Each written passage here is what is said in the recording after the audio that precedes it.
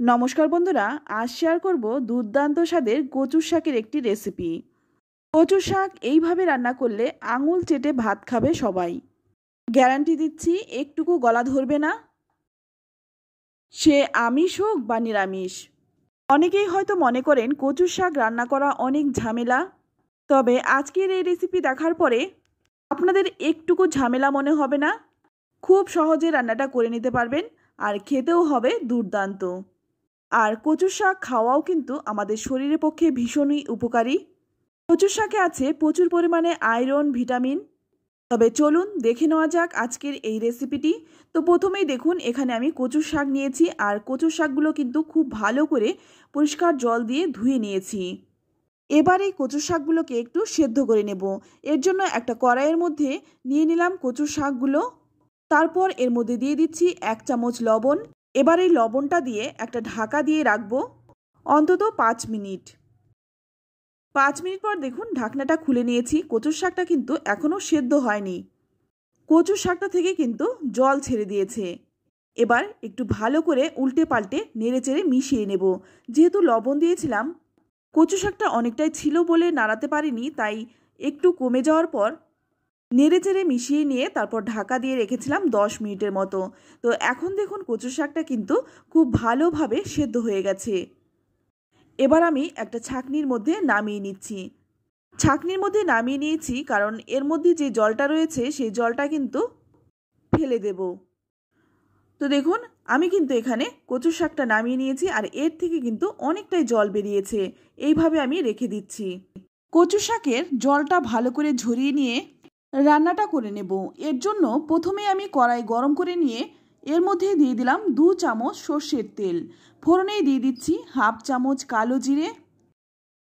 তারপর এখানে দিয়ে দিচ্ছি 10-12টা থেতো করা রসুনের কোয়া। তো রসুনটাকে আমি একটু হালকা করে একটু থেতো করে নিয়েছি। তারপর রসুনটা দিয়ে দিলাম। এবার এই রসুনটাকে কালো জিরের সাথে খুব ভালো করে ভেজে নেব।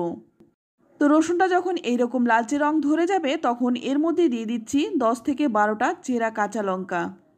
তো আমি আমার পছন্দ মতো ঝাল দিয়েছি, আপনারা কিন্তু আপনাদের পছন্দ মতো ঝালটা দিয়ে দেবেন, যে যেমন ঝাল খেতে পছন্দ করেন। তো রসুনের সঙ্গে লঙ্কাটাও কিন্তু একটু ভালো করে ভেজে নিচ্ছি। তো লঙ্কাটা যখন ভাজা হয়ে যাবে তখন এর মধ্যে যে সেদ্ধ করে রেখেছিলাম কচুর শাকটা, সেই শাকগুলো দিয়ে দিচ্ছি।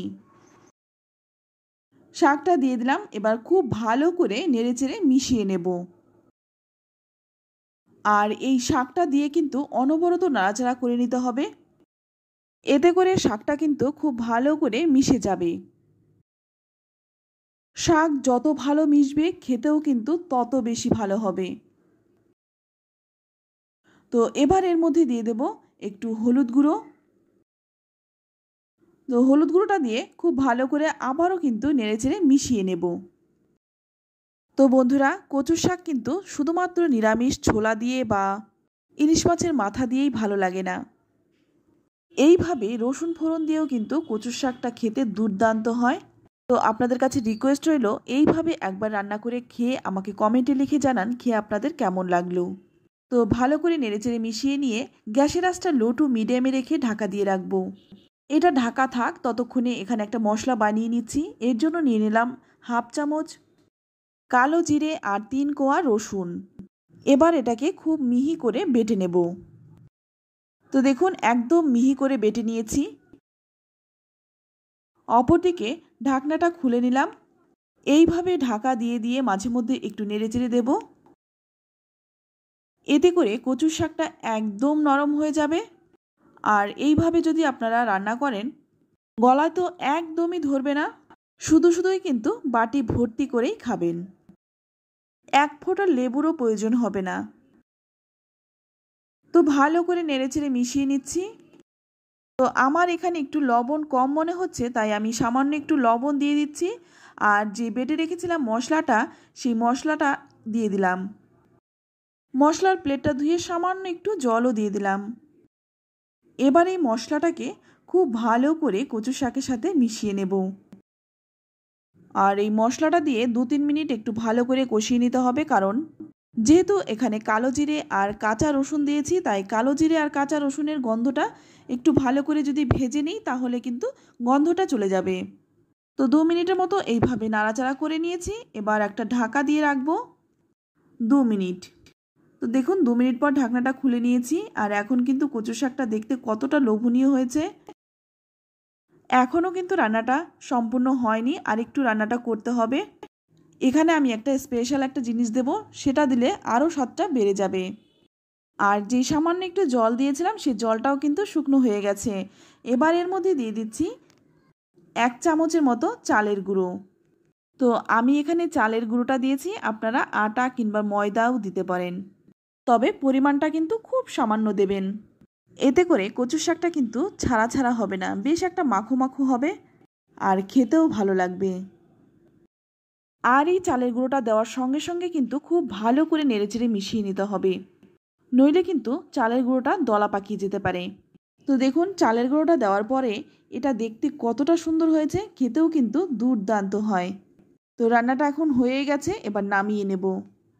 এইভাবে নামিয়ে গরম গরম ভাতের সাথে পরিবেশন করুন, খেতে জাস্ট অসাধারণ হয়। তো আমার মুখের কথাই নয়, আপনারা একবার হলেও বানিয়ে খান, তারপর কমেন্টে লিখে জানান খেয়ে আপনাদের কেমন লাগলো।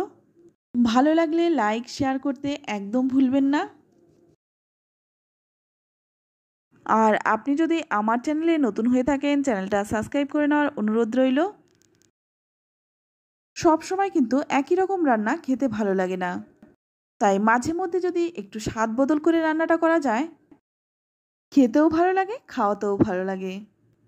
তো আপনাদের কাছে রিকোয়েস্ট রইল একবার হলেও বানিয়ে খান, আশা করছি আপনাদেরও ভীষণ ভালো লাগবে। তো আজ এই পর্যন্তই, আবারও দেখা হবে অন্য কোনো নতুন রেসিপিতে। ততক্ষণ সকলে ভালো থাকবেন, ধন্যবাদ।